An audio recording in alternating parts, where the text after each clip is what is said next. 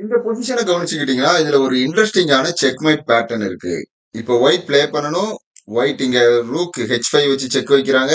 King G6 தான் இங்க forced move. King G6 play பண்ண உடனே திரும்ப குயின் F5 செக், திரும்ப கிங் G7 ப்ளே பண்றாங்க.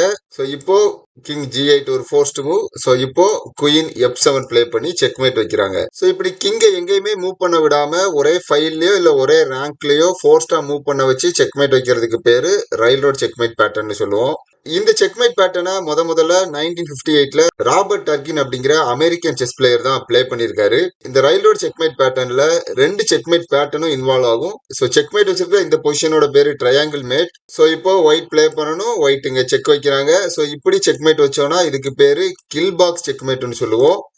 ஸோ நெக்ஸ்ட் இங்க ஃபோர்ஸ்ட் மூவ், திரும்ப செக், திரும்ப செக், திரும்ப செக், திரும்ப செக். ஸோ கிங் ப்ளே பண்ணும்போது இப்படி செக்மேட் வைக்கிறத நாம ட்ரையாங்கிள் மேட்னு சொல்லுவோம். ரயில்ரோட் செக்மேட் பேட்டர்ன்ல ரெண்டு செக்மேட் பேட்டர்னோட பொசிஷனும் இன்வால்வ் ஆகும்.